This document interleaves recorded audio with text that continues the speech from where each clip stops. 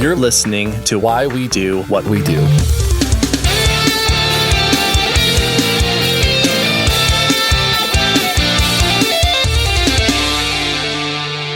Welcome to Why We Do What We Do. I am your psychologically anthropologic host, Abraham. And I am your just doing my best and throwing stuff at a wall and seeing what sticks host, Shane. We are a psychology podcast. We talk about the things that people do and when they do them to excess, sometimes to the point that we must intervene. And I think we are starting to reach the tail end of a long series of episodes that have focused solely on addiction. Yeah, I mean, and we're going to do, I would imagine, more episodes later on substances and how they work and whatnot. But yeah. I think this is coming to kind of a natural conclusion where we're finally talking about, we've kind of talked about the different problems, but now we're going to talk about how those problems are resolved for folks that struggle with this type of thing. Yeah, and we sort of peppered this in as we talked about addiction in various capacities. We talked about AA, we talked about addiction for various substances and disorders and that sort of thing. And today's discussion is really meant to give a historical timeline of the different ways that people have attempted to approach support and treatment for people who have some kind of addiction. Yeah, I'm excited to get into this. But before we do that, we're supposed to do holidays, right? Well, this episode publishes on May 29th. We're at the end of May here, and it's worth acknowledging that this is Composting Day. It's also end of the Middle Ages Day, which I'm going to say, is it though? Return to the Middle Ages Day is sort of where we're at. Yeah. That's the make it great again.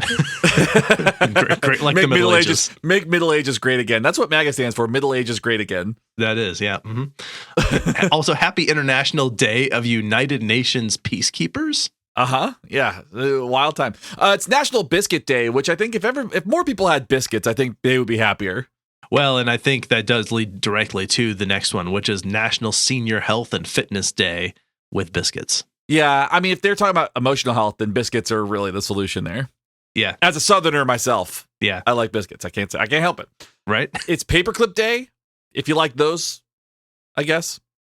This one probably should be yours, but it is Pink Flamingo Day. It is Pink Flamingo Day. I have wanted so badly to have a pink flamingo lawn ornament, and I have not gotten one yet, but I may get one because I just ordered myself a luchador mask for some reason. So I'm just at that stage where I'm like doing that thing where I have the funds to buy stupid things every now and again. So I have a great gift idea for you now.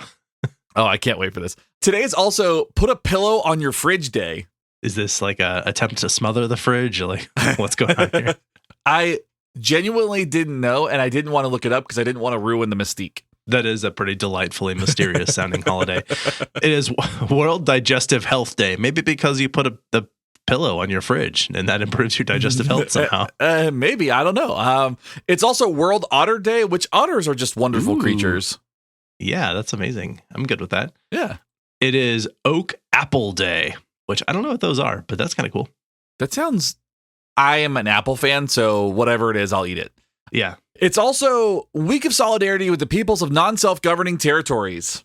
So, that's nice. It is National Flip-Flop Day, which could also just be called National Abraham Day because I love wearing flip-flops. I was going to say, that's like your thing. Is my thing. It's funny that you enjoy wearing flip-flops, and I live in a place where I should wear flip-flops, and I hate wearing flip-flops.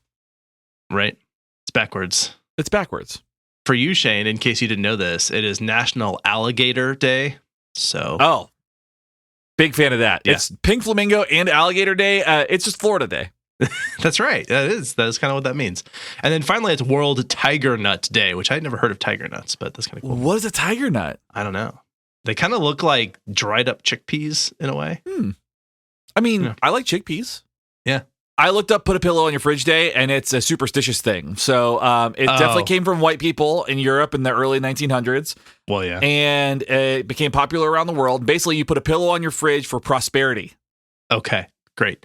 Anyway, we actually don't just talk about holidays. We talk about all sorts of things. We're a history podcast, I guess, in a lot of ways, and definitely today because the topic at hand is largely rooted just in a long timeline of how people have been trying to treat addiction throughout the past. amongst humans. I do think that this has a somewhat Eurocentric vibe based on what I was able to find in the research. I tried looking around to see what other things were going on in different parts of the world, and I found like a couple of those. But for the most part, this seems to be pretty sort of Euro white people centric, and I apologize for that. If people would like to send resources that outline different ways this has been approached in other countries, then I'd be more than happy to do a follow-up where we discuss those things.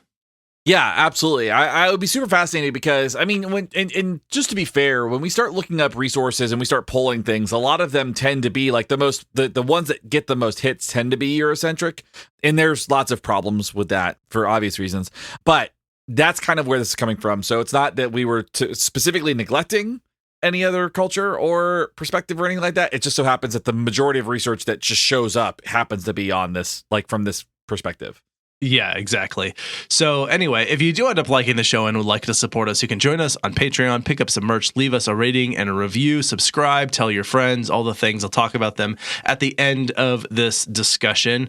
So let's go ahead and dive into this. Let's start unpacking the history of treatments for addiction. And one thing I found that was kind of fun was these quotes of someone describing addiction from a reverend. This is specifically with relation to alcoholism, described it as the insatiable desire to drink.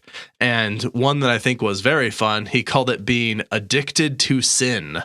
Addicted to sin. Addicted to sin. Like, that just sounds like a party. It does sound like a party. What a ridiculous thing. I think actually that's a really great way to lead into a lot of this stuff because so often do we find religious terminology or Christian fundamentalism inside of treatment addiction and kind of I guess maybe the perspective on addictions and drug use. Yeah. And so that's why, I think leading with addicted to sin is so important for understanding the rhetoric around any of this stuff. So, yes. And like the philosophy underlying the approaches that were taken. Yeah. So we're going to skip a few things in the history of this. There's a lot of history. So like, just bear with us on this. Yeah. But people have been finding ways to escape reality by smoking or drinking things for a very, very, very long time. And we've kind of established that in our series so far, right? Like people have been doing this for millennia. I was going to say centuries, but I was like, that's not long enough. Millennia people have been doing this. Yeah. And, there weren't that many opportunities to get addicted to things, but people were just trying to survive throughout most of human history. And then when those resources became abundant and people were able to access it more, or it was more mass produced, then all of a sudden we've got a little bit more opportunity because we're not having to survive as much in those spaces too. Yeah. Even alcohol wasn't so easy to come by that it could be consumed in excess to the point that addiction was possible. That one has been around for a very long time. Some people even argue, and we're not going to really get into this, but some people argue that alcohol was like the reason that societies formed. I'm like, oh no, I don't think that's probably right. Anyway, the point being that like we've had it around for a long time, but it wasn't mostly so easy to manufacture that you could consume it to the point where you'd become addicted. That's not to say it never happened. It just was harder for that to happen. Yeah. Could you imagine a society centered around Bud Light? Oh, wait. I mean, we have that. Yeah. It's called NASCAR. So I was like, I think that does exist. I was like, there's a racetrack in the middle of my city just for that culture. I forgot about that. Yeah. Okay. But as you said, we got to the point where we could manufacture this alcohol in massive quantities. So yay, industrialization. Yay. Nevertheless, there were opportunities, even if they weren't commonplace. And Aristotle actually described addiction as, quote, incontinence of will, which is I mean, aside from such a funny way to describe that. Yeah, it's so silly. But it's like, if it wasn't about something so serious as addiction, that would be a very funny thing to say. Like, I think I'm going to use that for people who like don't follow through on stuff. It's like not a motivation issue. You have incontinence of will. Incontinence of it. Oh, you don't go to the gym enough. You can't go to the gym as you have an incontinence of will. Yeah, you need a will diaper for that.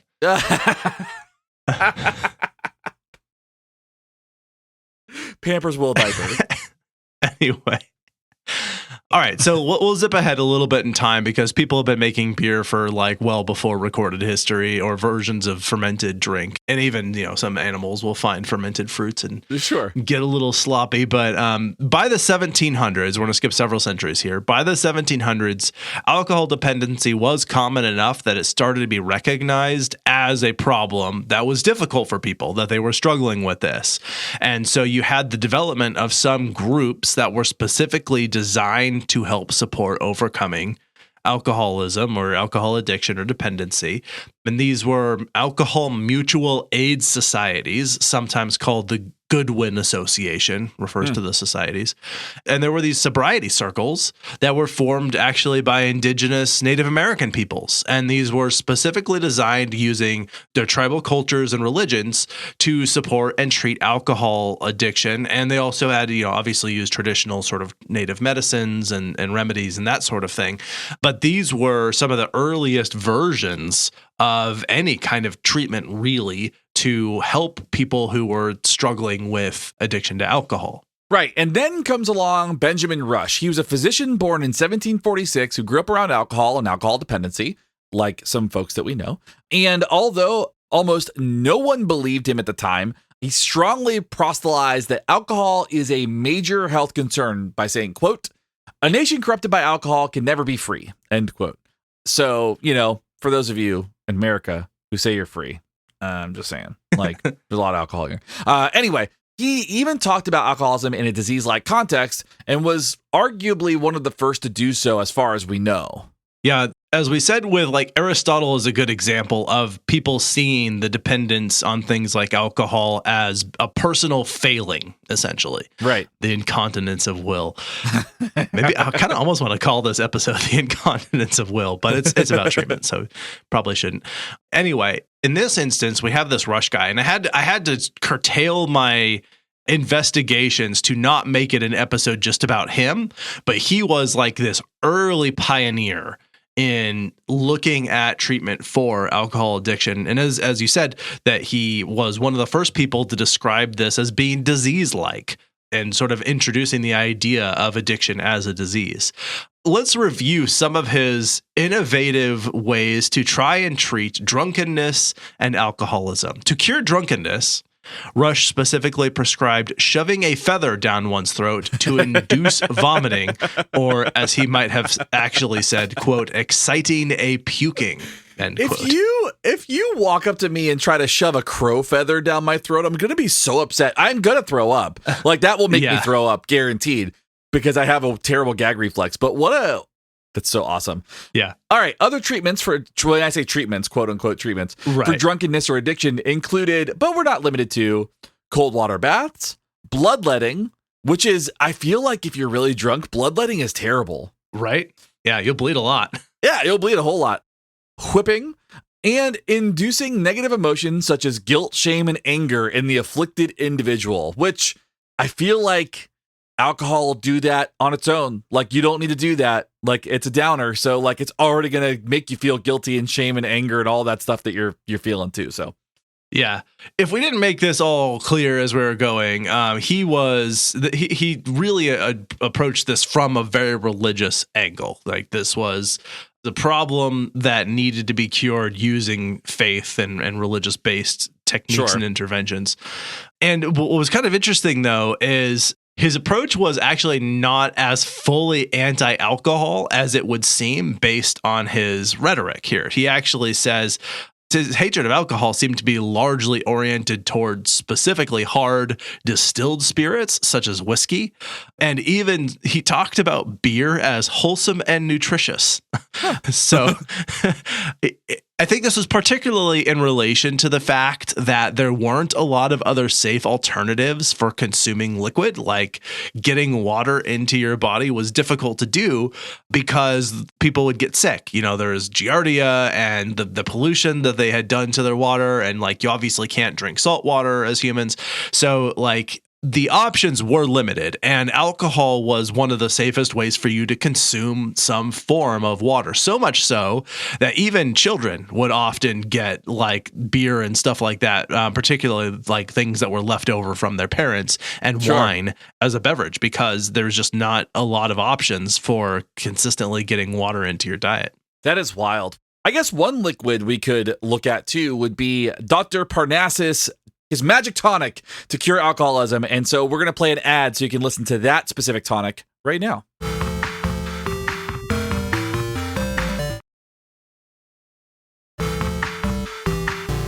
Let's get back to this from the Dr. Parnassus. Is that what you said? Yeah, Dr. Parnassus, miracle tonic. Yeah, there you go. In the mid-1800s, Swedish physician Dr. Magnum Huss coined the term alcoholism.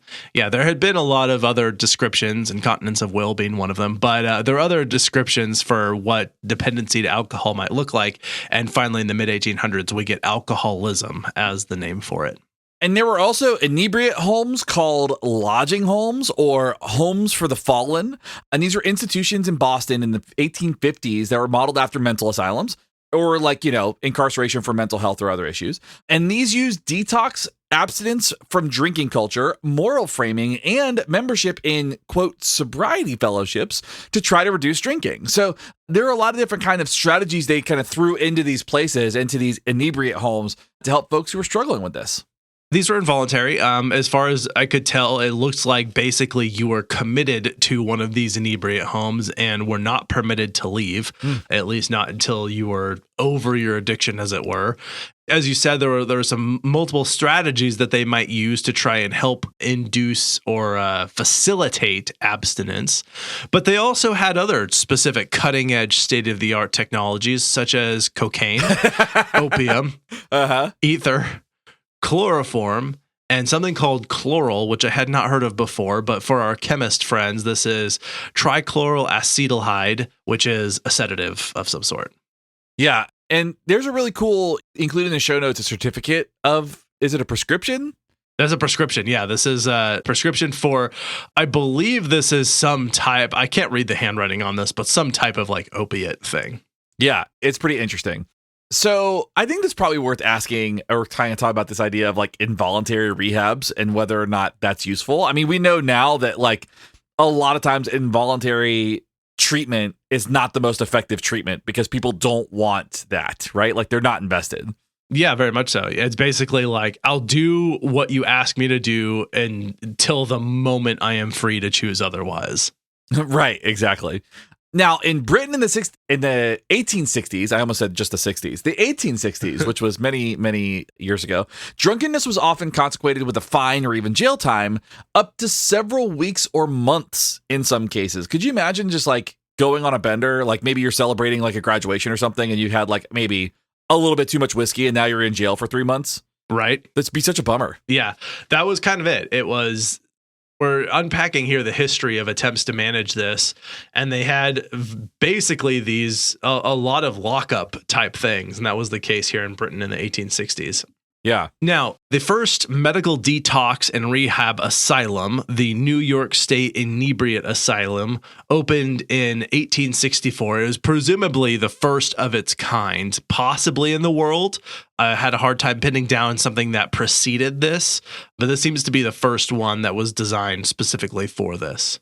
Yeah, and then beginning in 1879, Dr. Leslie Keeley, in collaboration with Irish chemist John R. Otten, quote-unquote, discovered bichloride and, quote, double chloride of gold injections, later shortened to gold cures. I mean, that sounds nice. But basically, they said that they could cure alcoholism with this kind of method and successfully launched nearly 200 clinics across North America and even into Europe. And I found even some sources said that potentially over 200.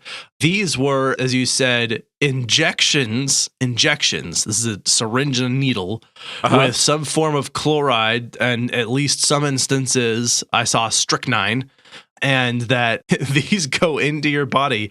And then people who completed their program, they called them graduates and asked them to essentially speak on behalf of the treatments. It made Dr. Keeley obscenely wealthy, and he marketed this saying, quote, "Drunkenness is a disease and I can cure it," end quote. And so they opened all these clinics with the promise of injecting toxic substances into your body as the way to do it. Yeah, and so of course we know that this is pure junk. It's quackery, it's jive, it's pseudoscience, and in 1900, it was exposed for being entirely fraudulent. At best, it was a placebo for some people. At worst, it was very medically dangerous. I mean, could you make the argument that Dr. Keeley is just the Gwyneth Paltrow of the 1900s? Yeah, this was maybe like the OG Goop, right? Gold Cure was just Goop. That's all it is. Yeah. And so many people have followed in Keeley's footstep ever since. But this is just snake oil. There's literally nothing to this that was going to work effectively. Yeah, it didn't work at all. Yeah. Beyond the maybe light placebo effect that you got for some people. Right. All right. We get to the 1880s. Here we reach a man who we have discussed at length, I believe, in this podcast of ours, whose name is Sigmund Freud. You may know him from such works as How I Met Your Mother, who was also my mother. I was hoping that was going to be the joke, so that was good. Yeah. That was great.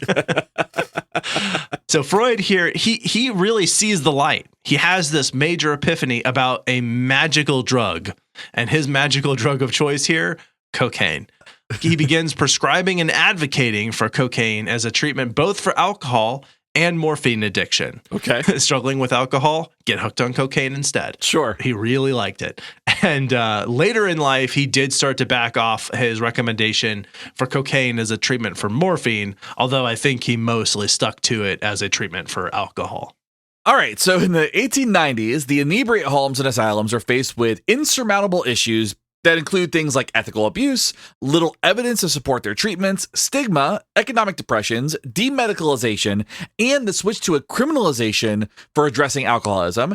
And as such, these institutes start to close down, and instead people are arrested and sent to insane asylums or the foul wards of hospitals or drunk tanks. So it goes from a treatment model to a criminal model pretty quickly. Yeah. There was a relatively short segue where they started just incarcerating people without any pretense, and they would throw them in these gross places. There were, like, as you said, the foul wards of hospitals is what they called them. Yeah. Now, however, if you were very wealthy, and of course there were people around who were, and were also addicts, which, as we've mentioned in this series so far, addiction was widespread enough across various segments of the population that it wasn't necessarily seen as much as a class issue, even though there are many instances in which it was. Anyway, these wealthier addicts, they got to go to these private institutions that were sanatoriums, they called them, but they were sort of colloquially referred to as jitter joints, jag farms, or dip shops, which is just delightfully archaic names. Oh my God. I wish so much that new generations came up with better slang than Riz. Right. I would kill to live in a world where and not I don't want to go back in time. Don't get me wrong. I don't want to go back this time. I want today something that's really wholesome and fun to be called a jitter joint. I think that would be great. I would absolutely go hang out at a jitter joint if it was something fun and wholesome today. I would be like, let's go to the jitter joint. That would be great. That'd be a great name for a coffee shop, I think. Yeah, absolutely. It sounds like why we do what we do is getting into the coffee business. So if you're a roaster, email us. We will start. We'll figure something out. We'll call our first batch the jitter joint. We've been talking about it for years. But yeah, no, in these institutions, it was pretty similar. They just weren't as much like jails as they were places to go take other drugs to try and get you off of alcohol. Right. But they would do some of these other weird, archaic things to try and help. That was the point of these. They were just for the wealthier people. Yeah. Now, Theodore Roosevelt's private physician, in collaboration with Charles Towns, opens the Charles B. Towns Hospital in Manhattan, New York in 1901. This swanky resort cost $200 to $350 for wealthy patrons per week, which is roughly $13,000 per week today, and gleefully administered the famous belladonna elixir. Oh, man, I wish there were more elixirs around today, too. Belladonna is described as a barbiturate sedative and is commonly used for upset stomach and other pain management. Yeah. So basically, you'd go to these places that cost you about the cost of a car per week, and they would try and dry you out and would give you a bunch of pain management so that you weren't as uncomfortable while drying out. Sure. So there was that. Side note, I thought this was kind of fun. Bill Wilson, who we discussed in our Alcoholics Anonymous episode because he was the founder of Alcoholics Anonymous, along with Bob Smith, but it was, it was kind of his brainchild.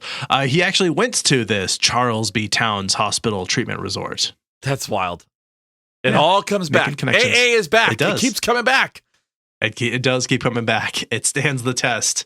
It's been in, I guess, time. Every episode. I think so, yeah. Of this suite.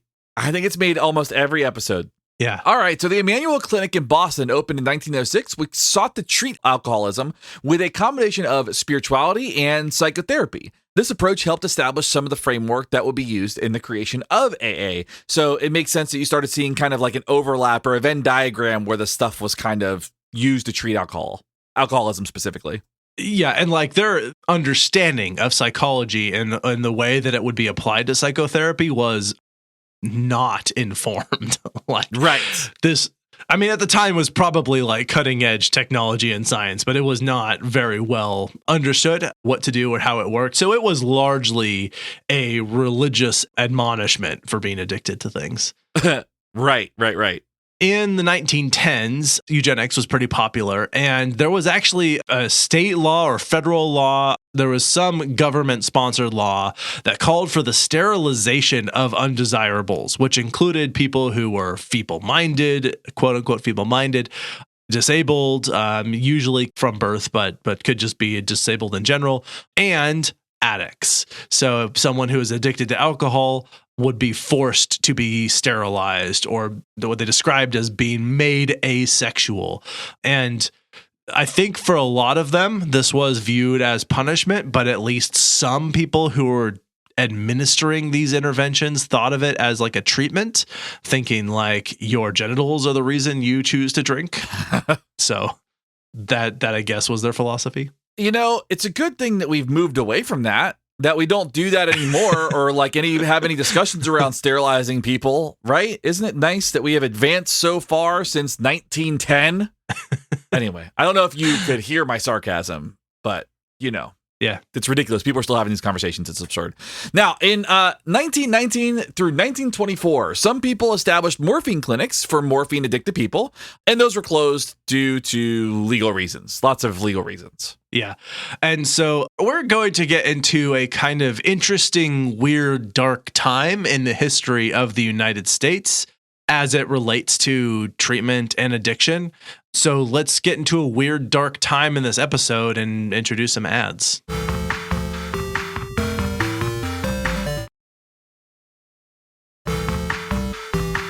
Okay, as I said, things are taking an interesting turn here for a moment. Okay, so let's start with the government opened the first federal drug treatment center in 1935. For whatever reason, they opened this in what was described in my resources that I found as Deep Kentucky. Ugh. And so this is the first federal one, right? And they called this and other similar locations that followed narcotics farms. Narcotics farms. Okay, so we're at 1935.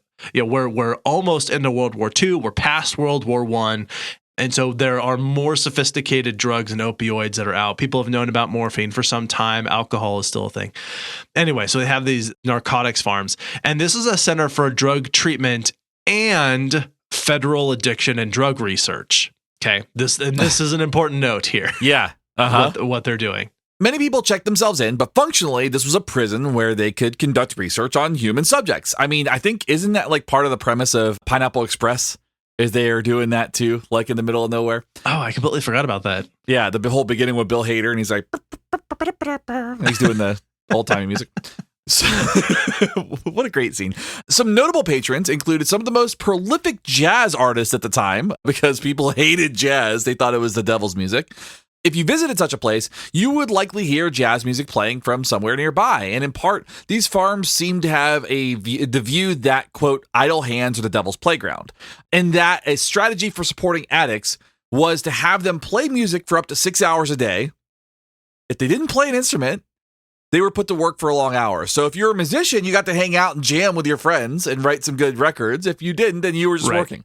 And so for their quote unquote participation in the research, they were paid in morphine. Yeah, at the narcotics farm. Yeah. So, yeah, it was weird.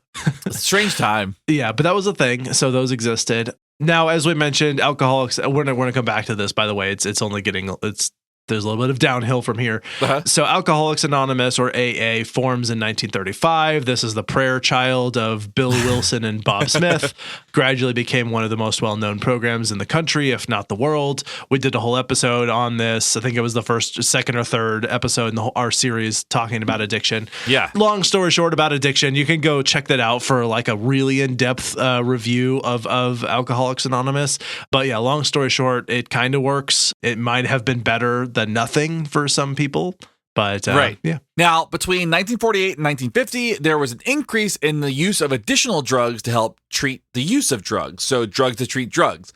Notably, disulfiram. I think that's how you say it. That's what it looks like to me. That's what it looks like to me, which is, I guess, antabuse, was a drug that caused nausea when smelling or drinking alcohol. Also, amphetamines, barbiturates, and the new kid on the block, LSD, were all used to, quote unquote, treat alcoholism. Yes. You'll note that earlier I said this was the prayer child of Bill Wilson and Bob Smith. I was going to call it brainchild, but I thought that was too high of a status to give it. So prayer child was pretty good. I thought that was pretty nice. Made sense. Actually. Thank you.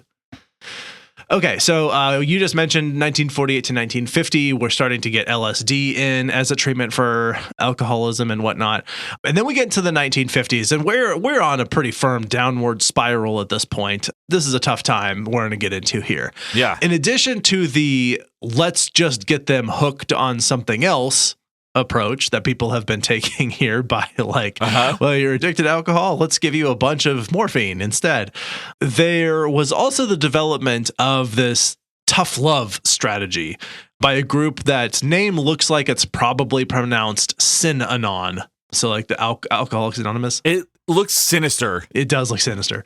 Synanon, Synanon, I assume is what that's supposed to be. Yeah. This group was later identified as a cult, and it had its members participate in something they called, quote unquote, the game.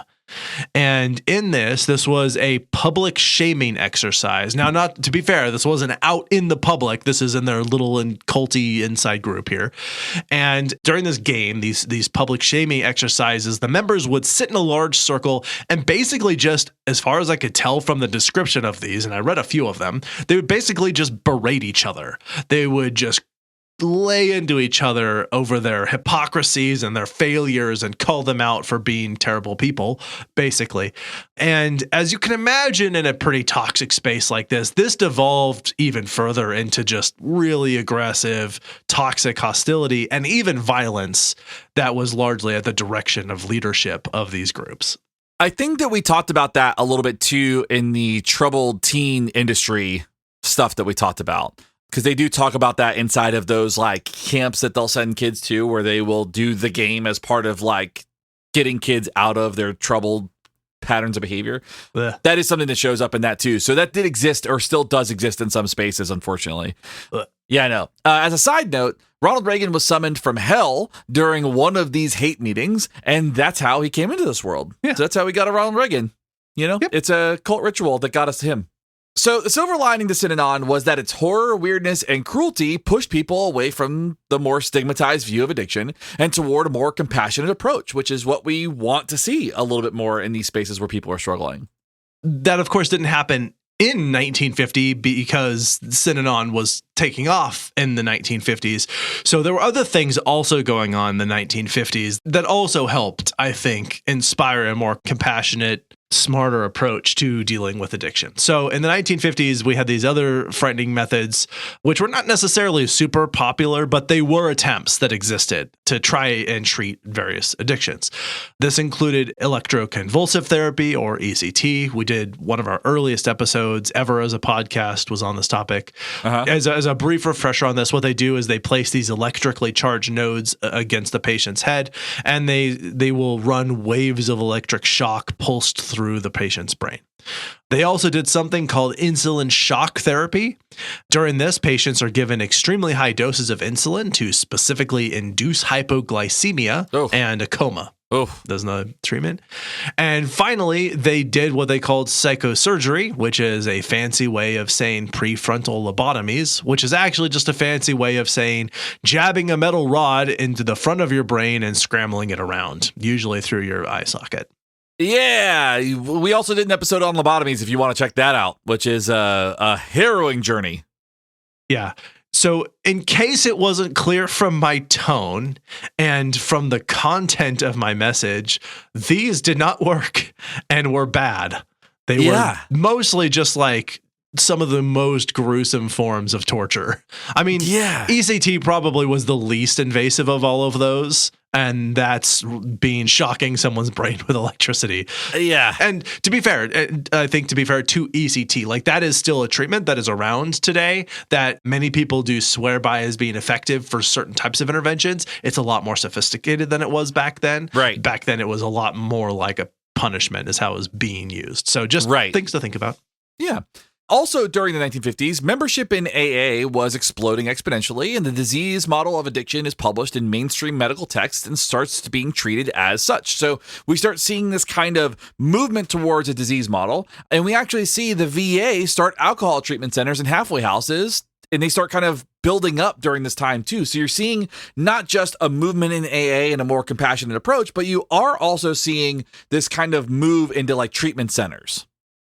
Yeah. And the halfway houses weren't part of the VA, but they all sort of sprung into the existence around the same time. Right. In 1964, this is where we do get sort of a breakthrough here. Insurance companies start actually covering treatment for addiction because of the emphasis on alcoholism as a disease. Now, you can see our episode in which we discuss the disease model of addiction, but because the sort of medical institute or infrastructure starts treating alcoholism as a disease, that did pave the way for insurance companies to start paying for treatment. It wasn't ubiquitous or mandated, but it was starting to happen. Right. So also in 1964, Dr. Vincent Dole and Dr. Marie Niswander, it could be either one of those. Yeah. They introduced methadone as a treatment for narcotics addiction. So we start seeing a rise in methadone clinics for a minute. Yeah. I thought it was kind of cool to see that like we have who I believe is our first female doctor in the timeline so far, who's also one who's in the space of some of the most effective treatments, which was sort of in the harm reduction sphere, which was kind of cool.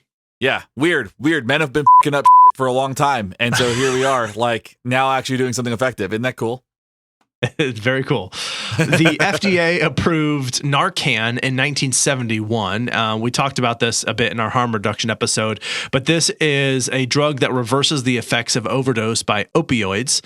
This little invention goes on to save just tens of thousands of lives from people who would have likely almost certainly died from overdose if they hadn't had access to Narcan. Yeah. Now, secular organizations for sobriety start in 1985, and the similarly secular group SMART forms in 1994. So we're starting to see more organizations and groups work on this particular concern. We did a whole episode on the war on drugs in this suite of addiction-themed episodes, but the war on drugs in the 1980s starts. Again, we're talking about the history of interventions for treatment addiction, for addiction, not treatment addiction, but interventions for addiction. And so this is kind of one of them. And this starts this massive incarceration campaign. It is unfathomably expensive, kills a boatload of people, and fails spectacularly. However, it's worth acknowledging this was really only the beginning in a long string of ongoing failures by magical thinking ideologue politicians who think not with their brains, but with their buttholes. So I have a question for you. I'm not sure what your stance is on that. Would you care to illuminate us? That wasn't sarcastic enough, I don't think. I'm thinking with their buttholes? Yeah, just in general. Like, it just wasn't clear that you disliked any of the stuff, and that it was very clear that none of it worked. But your message was a little bit, I guess, muddy in that statement that you made. Yeah. Yeah. Okay, fair enough. There seems to have been a lot of politicians who using their political rhetoric to get people riled up over things that are based on their feelings and not based on evidence, not based on science, not based even on practical outcome. And that has been driving the bus for a long time. I mean, I would say at least since the 80s, if not well before then. But there's this like, let's just do the thing that evidence shows does not work at all, because we feel morally, righteously justified in our decision to do so. I think the war on poverty, the war on drugs, tough on crime, all of these have been ideologically driven and have shown they don't work. They don't achieve the outcome they're supposed to achieve, but people will pour tons of money into it anyway, and time and effort and resources, and it just at best is a distraction from doing the right thing. Right? Yeah. Like, and that's like the nicest possible thing I could say about it. And they just keep doing it. They just keep doing it. It's unbelievable that like this persists, this approach. I mean, so anyway, that's what I mean by people thinking with their buttholes is like this commitment to doing the wrong thing because it is politically expedient to be on brand as someone who crusades around with these policies that don't work. Yeah. So basically they're thinking with their buttholes because they themselves are buttholes. Yeah. Yeah, that's basically it. Just sentient walking buttholes. Yeah, that's the thesis of this episode so far. It makes sense if you think about it because they're going spewing poop everywhere. Yeah, exactly. Which is what buttholes do. Yeah, exactly. We don't like them. Now, the American Medical Association, the AMA, officially labels addiction as a disease in 1987, and the Mental Health Parity and Addiction Equity Act of 2008 and the Affordable Care Act in 2010 both expand support and coverage for treatment of specifically addiction disorders. So now we're moving into a space where people are recognizing this as a concern, and they're putting in policies that actually provide some sort of treatment coverage for this instead of having to pay $200 to $300 a week to go to an inebriate house. Now, I knew when I was putting together the notes for this was going to be on the longer side of things. And I probably should have billboarded that up front because we're like just barely starting to get into the effective part of treatment for the timeline of treating addiction here. So let's take a break for the advertisers, pour one out for them, and then come back to talk more about the ongoing future of treatment for addiction. Sounds good.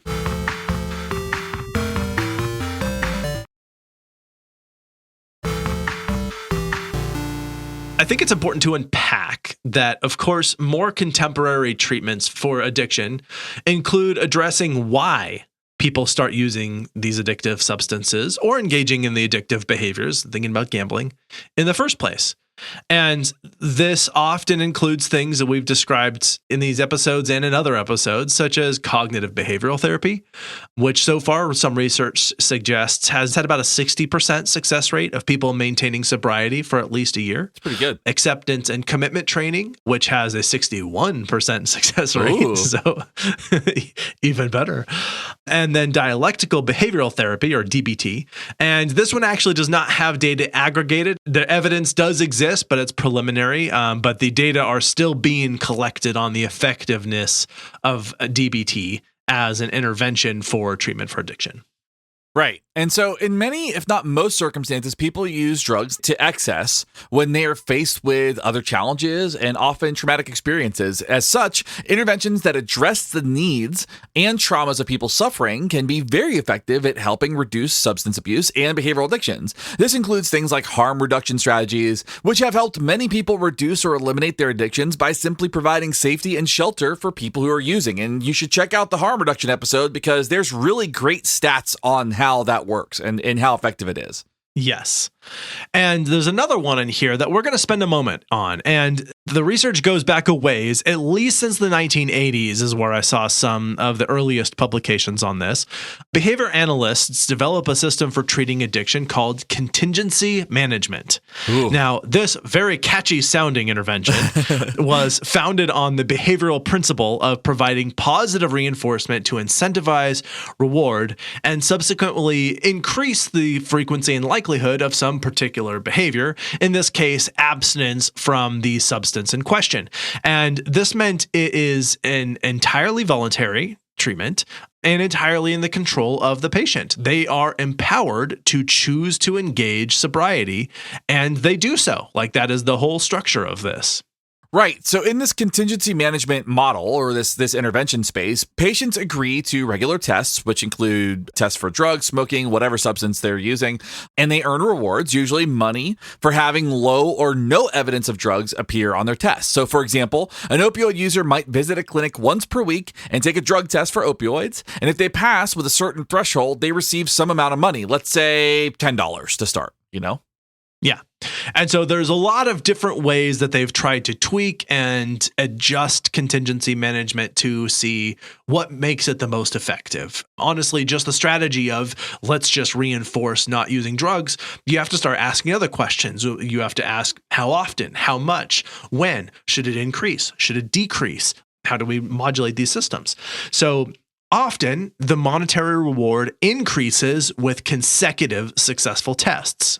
You can think, for example, they're trying to specifically increase the value of maintaining that sobriety, because if it's just a static reinforcer, just a static quantity, then they were a little worried, like maybe it's not worth it for them. Like some weeks they're like, I could forego it. But if it's always increasing with consecutive, that means that the longer you go, the better your payout is. So let's just say, for example, your first week is $10. You maintain a clean drug test the next time, it then goes up to $15. Then you maintain it again, it goes up to $20, up to some sort of cap, whatever that might be. They're like up to $100 a test or something, or maybe 50, whatever. Right. And then in some cases, what would happen is if they then came in with a failed test, it would reset that track down to the lowest level, and then you'd have to earn it back up again. Or I saw in some cases what they would do instead is rather than reset it, they would pause at a current level. And then as you had consecutive successful weeks, they would start to increase it again. And those are some of the two variations I saw. Super interesting. Sometimes what they'll do is the money will be dependent on decreasing amounts of detection of a substance. So like they'll be weaning somebody off of a drug, and as they get less kind of substance detection inside of whatever test it is, as that rate lowers or that amount lowers, they get some kind of reward for that. And sometimes patients will actually get into some sort of lottery type ticket system where the rewards are available. And rather than getting regular payouts, they get increased entries into a jackpot style payout. So like it could be that maybe they don't get rewarded in monetary value every single time they have a clean test, but what they do is like they get an entry into a larger jackpot, which could be a pretty significant amount of money or a prize or something like that. Yeah, I described it here as a lottery, but I guess it's more like a raffle because like someone's going to win it, right? And so as you said, like the longer they maintain the sobriety, the more entries they get, the more likely they are to get that payout. So they are trying to build that incentive. Right. Now, sometimes the incentive is just cash. Sometimes it is vouchers for things like services or resources. It might be food or grocery, that sort of thing.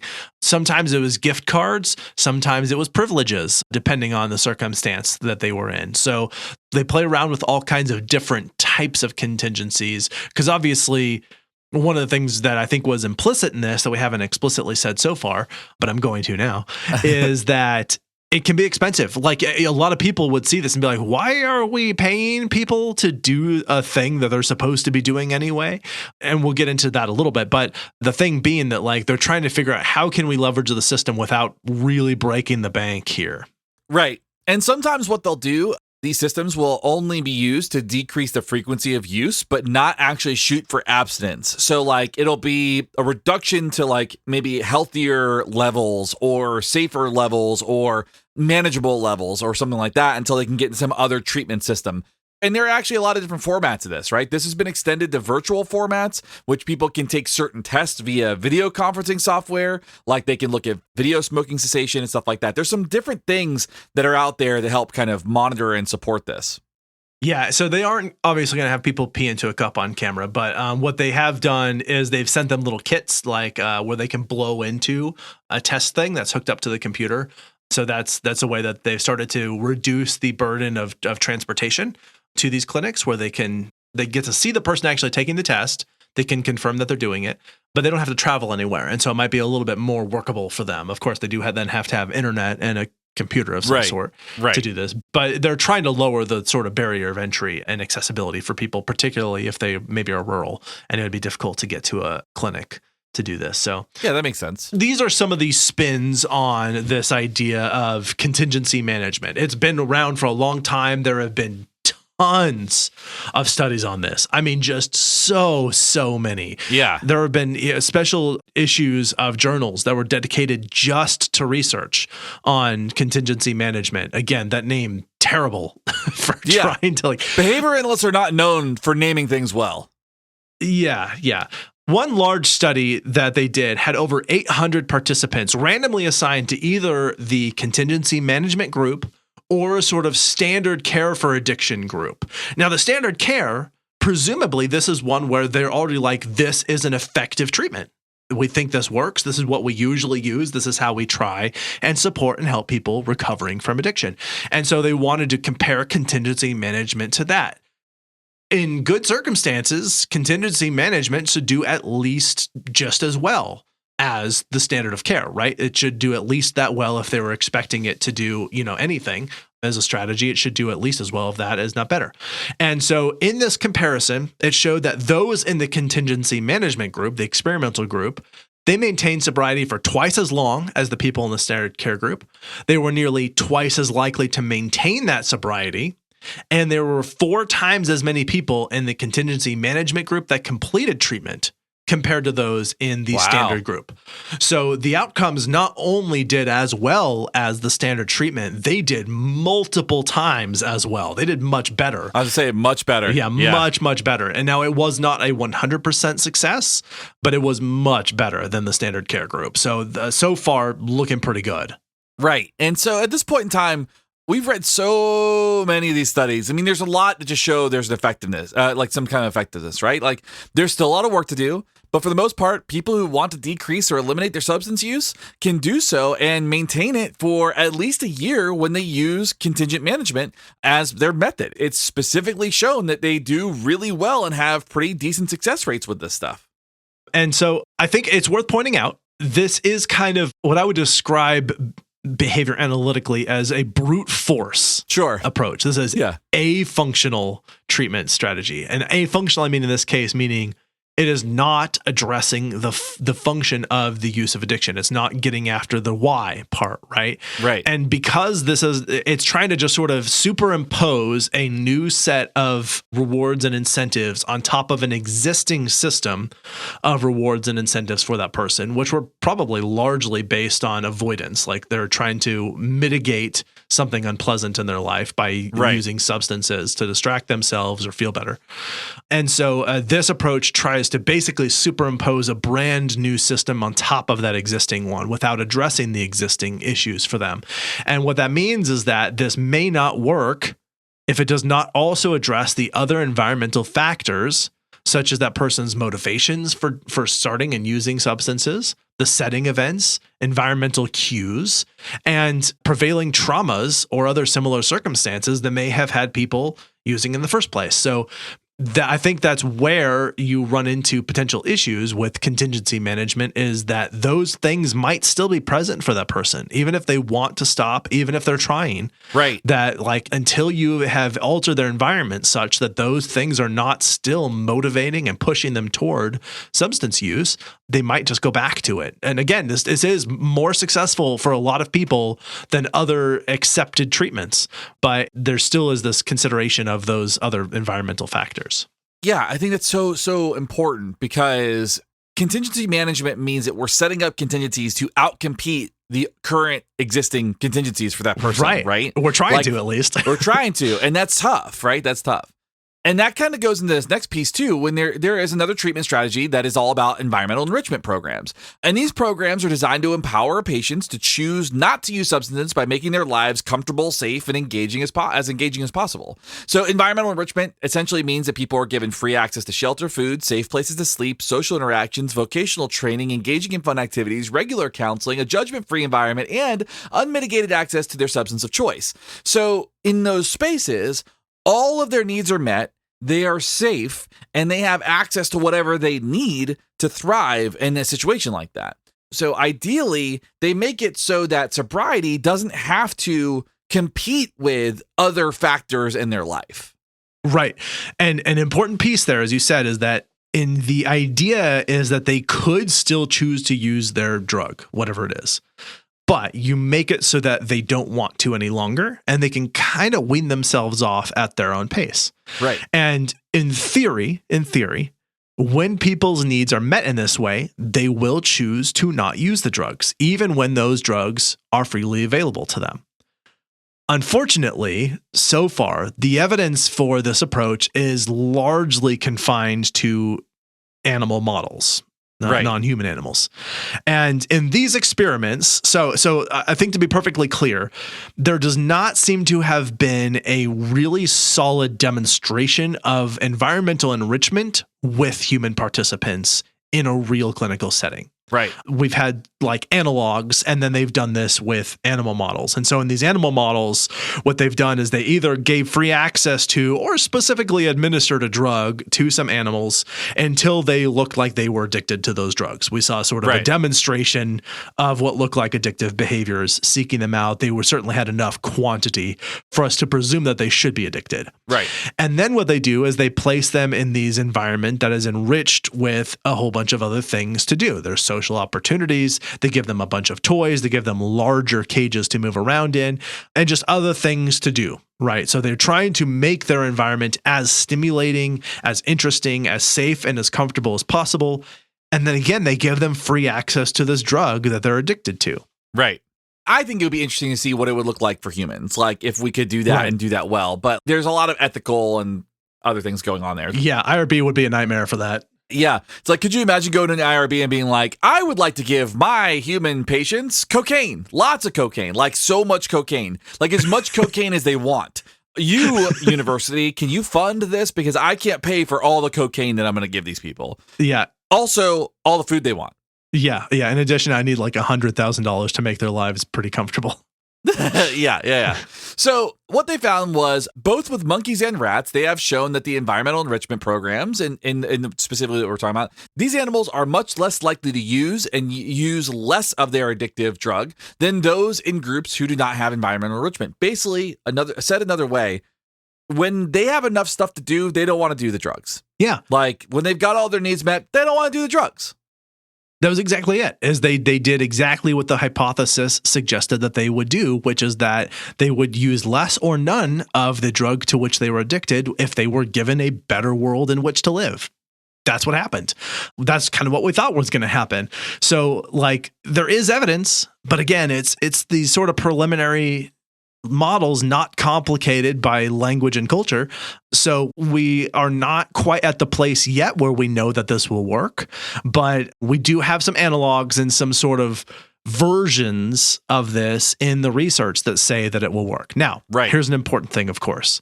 As I mentioned earlier, we have these people who do not think with their brains, and they are going to go to town on the idea that we are compassionate toward people with addiction disorders as our strategy, and that we try and give them environmental enrichment.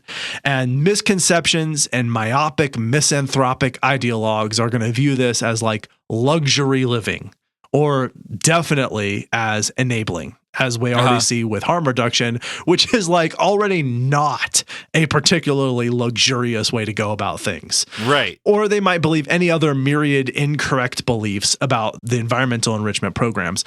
But again, like, see our harm reduction episode on this, no one is choosing to use heroin so that they could go join this program.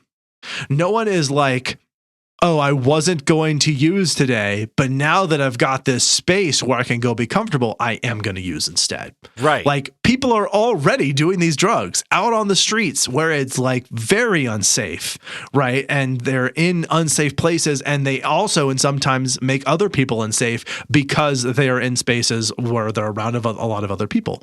And so, like, no one is continuing to use so they can join these programs.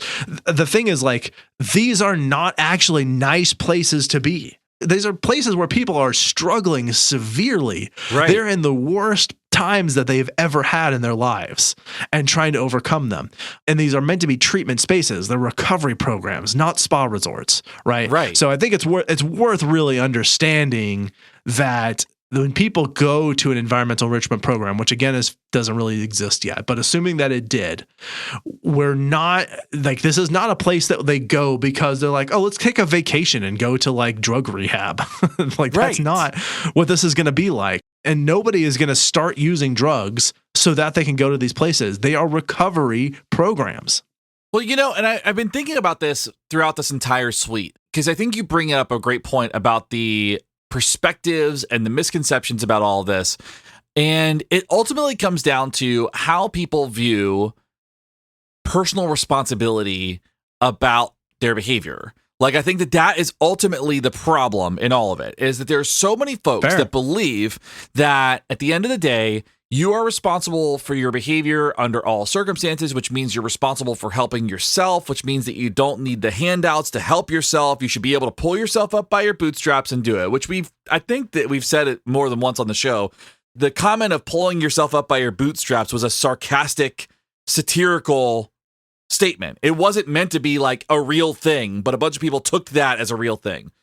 And so there are just people that struggle with this idea of helping others. And when we talk about addiction, we're talking about people who are in need of help.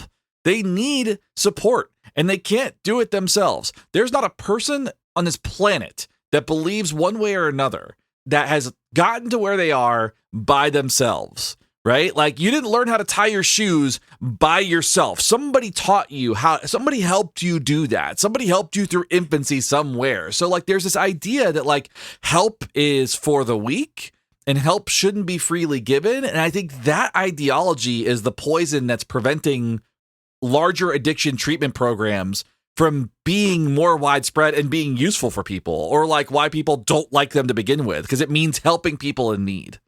Yeah, you're exactly right. And and as you said, it's kind of ironic because like the people who never found themselves in this position, they had help to begin with. Like, yeah. And so like the reason that they're like, well, why don't you just help yourself? I'm like, you didn't have to help yourself. Right. Everything was handed to you, You got a small loan of $1 million. Yeah, exactly. So I think there are, and to be fair, like there are a lot of people who manage to find their way through these circumstances by themselves. It does happen. Yeah. But then we have to ask, how did that happen for them? And usually what that meant was like they had some other support somewhere else that gave them the skills that they needed to make their way out of it. Well, and even then, it shouldn't be necessary that they should have to do that. That's true. Yeah, exactly. Is like, just because that person was successful, like that was a fluke. Right. We can't depend on that. And we also like shouldn't have relied on that to be the need for them in the first place. And again, thinking about like why people choose to use. And there are people who are like in these sort of high up elite class situations who use because there's this culture around partying and like, whatever goes on up there. And that's how they really get into it. And then they end up at a very low point. But like most people who are using these substances are not in that situation. Right. They're using for a lot of reasons, but usually it comes down to things like they don't have a lot of other resources available to them. And if we address that fact by giving them a world in which they do have their needs met, most people will choose not to use. But it is worth, like, we do have to understand, like, what are the prevailing circumstances for the person, what is going on for them, and that's how we're going to make the best, I think, therapeutic choice to help them navigate away from their dependence on those substances. Absolutely. I think in the end, it all is contextual. It just depends on the person and what's going on for them. But considering that for most people, these are situations where they are often faced with desperation as a regular part of their daily life, so much so that they probably don't even recognize it as being desperation. Right. And are faced with just sort of ongoing trauma and reaffliction of like traumatic events over and over again, just kind of rubbing the salt in the wound.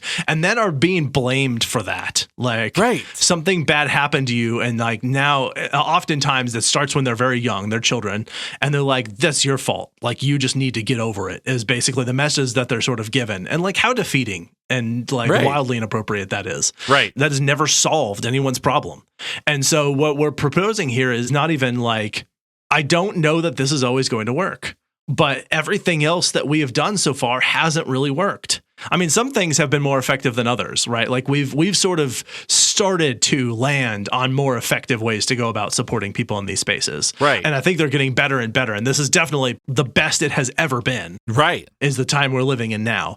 And like a lot of our ideology about this has just, it has led to nothing but backward pedaling and getting things wrong and making things worse for most of the history of treatment addiction.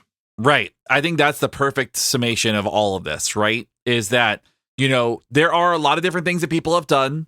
There are some things that kind of work for some people sometimes, right? And that's treatment for addictions, right? Yeah. There are a lot of things that sort of work for some people sometimes. Like, that is the thesis. Yes. But we do know there's some things that but there are some things that are more effective. And ultimately what you're finding, and when you get into like kind of the nuts and bolts of all of this, is that there's not a single magic bullet to solve all of it. It's a combination of support, of therapy, of drug treatment, of all the things that go along with this, function-based treatment, contingency management, all these things that are going on. It's a treatment package. Right. It's a comprehensive suite of interventions, individualized for that person, to support that person and get that person to where they need to be to thrive. And whatever that support level looks like and whatever that support level is going to be entirely dependent on that person. But we do know that there are some things that don't work, like jailing people. We do know that there are some things that do work, like contingency management and CBT and DBT on some level, and ACT on some level, right? So putting all those together only increases the chances that people are going to thrive and get to sobriety, or at least a level of sobriety that's manageable, if we can combine those things that work better. Exactly right. And I think that's a fantastic way of sort of laying out our options here. Consider the fact that everybody who is suffering with addiction is someone's child. So let's use that to assume that every person we're talking about, dear listener, is your child specifically. Right. And would you rather your child die and suffer and be in prison for the thing that they're dealing with, or that we spend the money to try something else that we are fairly confident is going to help, if not work very well? Right. At least make things better, if not help. This is your child we're talking about here.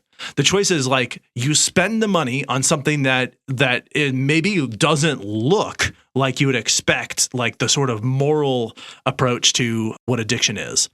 But we spend the money on it to try and help them.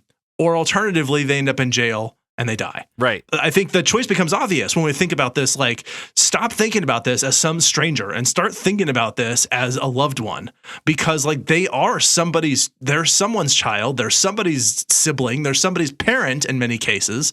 Like, this is a human being, and let's think about them as being our own kin and how we would want to address it, that like if they were our child. Right. And I think that makes the approach very clear. Like, we're not sending our child to prison. I mean, there are parents who would do that sort of thing, and boo. Yeah, boo. But like, we want what we want, the best for our kids. And so we're going to treat other humans as if they are our kids, because they are somebody's kids. Right. We're going to make the choice that it's worth investing in their longevity rather than having something terrible happen to them. Yeah, I think the mark of an advanced society is how well it takes care of its people. And the mark of a disadvanced society is ads.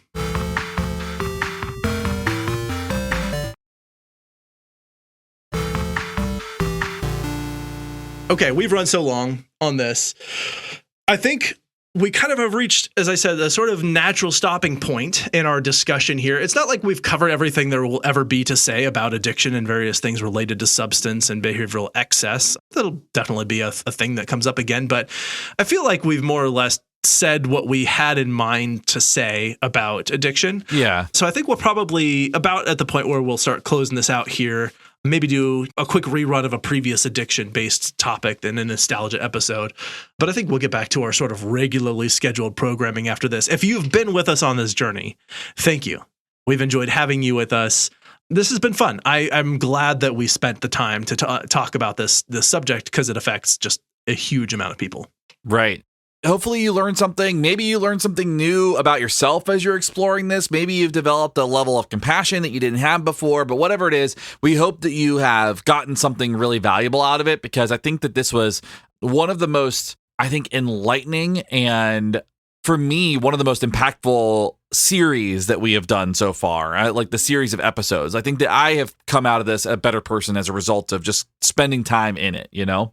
Yeah, I feel the same way. And I'm proud of the work that we've done on this. I've enjoyed learning and describing these things. If you would like to share your thoughts and experiences, we would love to hear from you. You should email us directly, info@wwd.podcast.com, or you can reach us on the social media platforms and let's have a conversation. Happy to get it started. We're not saying goodbye. We're just saying until next time, which will be next week, because we never stop.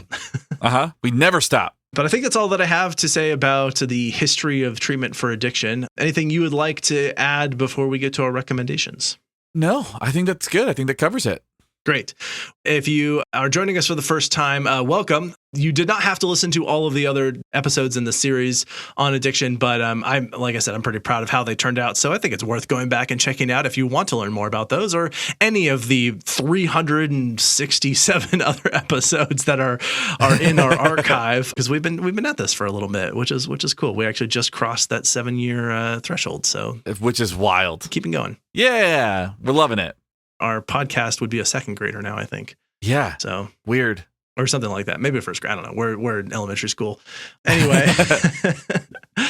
You can also support us by picking up some merch, leaving us a rating and review. You can join us on Patreon. You can subscribe, tell a friend, all of those things. If you do join us on Patreon, you get extra behind the scenes content, access to early episodes, all that sort of thing. If you hadn't noticed, we have launched a new format called Minis. Those release on Mondays. They do a sort of truncated short episode where we just unpack something in like 15-ish minutes. Most of them have been shorter than that. A couple will be longer, but that's around what we're trying to do with those minis. So look for those if you're interested. And as I said, you get all that bonus stuff by joining us on Patreon. And there's a group of people that joined us on Patreon already. And because they have been so generous with us, with their resources and being around and hanging with us, we like to thank them each and every episode. And your name could also be on this list. And I think that you do want to hear your name said in my voice, because that's what these people signed up for. And that is Mike M, Megan, Mike T, Justin, Kim, Joshua, Brad, Stephanie, Olivia, Brian, Ashley, Kiara, Christy, and Michelle. Forever and always, thank you. Yes. We adore y'all. You're the best. Thank you to my team of people who help me make this podcast so that it comes out every week and sounds like a podcast and not like some rando recording in his basement. And that is Justin, who does our audio production and sound design, writing and fact checking from Shane, Jess, and myself. Our social media coordinator is Emma Wilson. Shane, is there anything that I forgot that you would like to add before we get to our recommendations? Nope. That's it. Okay, let's recommend some things.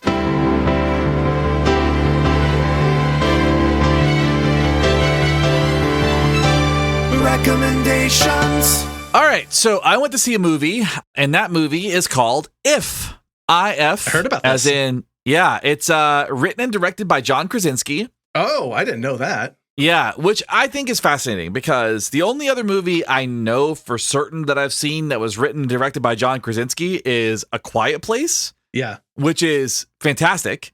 Yeah. But I gotta say, I was incredibly impressed with this. All right. So John Krasinski is also in it. He's the dad in this. And it's really about this 12-year-old girl who's kind of coping with really tough things that are going on in her life. Like life things. Like, wait, John Krasinski's the dad? John Krasinski's the dad.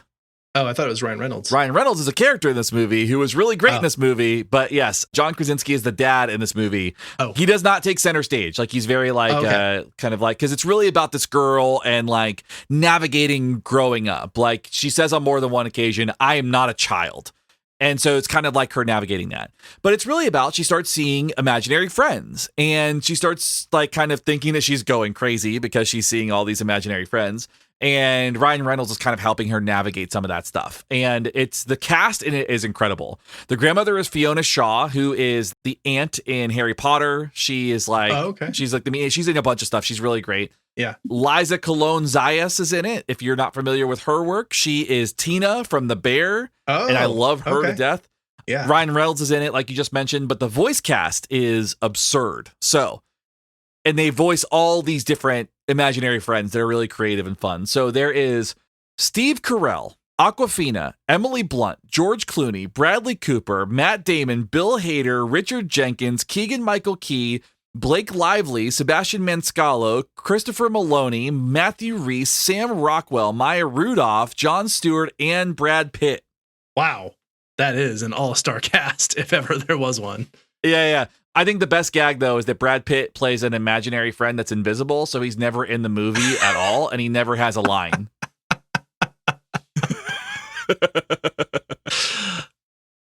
That's pretty good. Yeah, it's a pretty good gag. Not his first time doing that, actually. Not actually. That's the third time he's played an invisible character in a movie, if you count Fight Club and Deadpool 2. So yeah. It's so great. Anyway, it's wonderful. It's incredibly emotional, and the story is just whimsical and fun, and it's just a really great movie. So strong recommendation on that. Awesome. All right. It looked like one of those like kids movies that sort of like, I might check that out at some point when it comes out, on streaming or something, but wasn't like really super interested in it. But you've given the hard sell, I think. So I think you got to see it because it doesn't act like a kid's movie. It's like it's got that touch to it, but it's like got a very sweet, emotional, wholesome kind of core to it that like strikes all the heartstrings for an adult. Like it makes you kind of go, oh, like, yeah, I forgot that like I've grown up and taken things too seriously. Like I need to go back to being a kid a little bit about stuff. So it's very, very sweet. All right. If the movie. If, yes. While we're on the vein of movies that have an F in them, and John Krasinski, whose partner is Emily Blunt, who is also in that movie, I am recommending the movie Fall Guy. Also, I think in the vein of movies that strike the chord for adults. Yes, and also star Ryans. And starring Ryans. Yeah, this is Ryan Gosling and Emily Blunt. So there's some overlap here. Essentially, this is an action movie about stunt performers. But it's like there's so many movies that sort of do this thing. It's like it's a movie about making movies that essentially turns into like an action thriller with like actual stakes. Well, in the movie, it's a movie, so it's not actual stakes, but with actual stakes. And it also has Aaron Tyler Johnson, and there's a bunch of people in it. It's a really fun, wild action movie. It's very silly, very over the top. It's very comedic. It's like really funny to watch. But Ryan Gosling is just a hoot in this.